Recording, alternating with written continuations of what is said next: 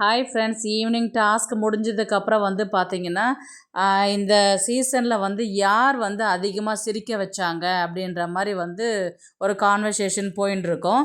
அதுக்கப்புறம் உடனே big pass என்ன சொல்வார்னா, யார் சொல்லுங்கள் நீங்கள் அப்படின்ற மாதிரி சொன்னதில் வந்து எல்லாருமே ஒரு ஒரு பேர் சொல்லுவாங்க.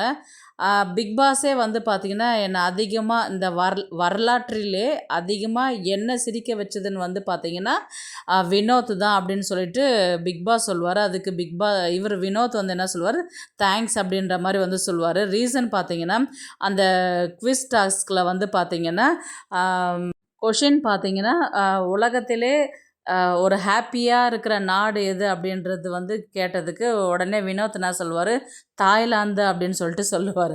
அதுக்கு பிக் பாஸ் என்ன சொல்லுவார், கொஞ்ச நேரம் பொறுங்க, நான் சிரிச்சுக்கிறேன், என்னால் முடியல, இருங்க, வெயிட் பண்ணுங்க அப்படின்னு சொல்லிட்டு சிரிச்சுக்கிட்டே பதில் சொல்லியிருப்பார். அது கேட்கவும் ஓரளவுக்கு அழகாக க்யூட்டாகவே இருக்கும். அந்த ரீசன் வந்து இங்கே மென்ஷன் பண்ணியிருப்பார்.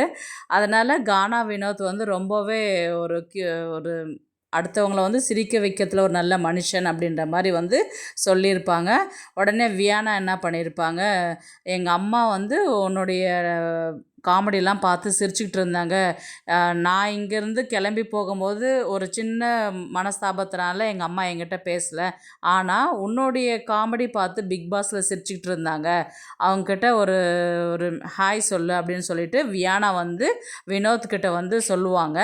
அப்போது வினோத் வந்து பேசுகிறதுக்கு ஹாய்மா அப்படின்ற மாதிரி சொன்னதுக்கப்புறம் உடனே வியானா என்ன சொல்லுவாங்க, எங்கள் அம்மா வயசு தான் உனக்கு அப்படின்னு சொல்லிட்டு சொல்லவும் வினோத் என்ன பண்ணுவார், அடி போடி, நான் பேசவே மாட்டேன்னு சொல்லிட்டு அவரை அடிச்சுக்கிட்டு துரத்திக்கிட்டே ஓடிடுவார்.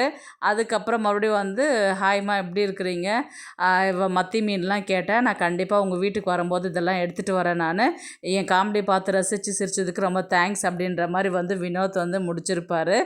வினோத்தை பற்றி உங்களுடைய கருத்து என்னன்றது கண்டிப்பாக கமெண்ட் பண்ணுங்கள். தேங்க்ஸ் ஃபார் வாட்சிங்.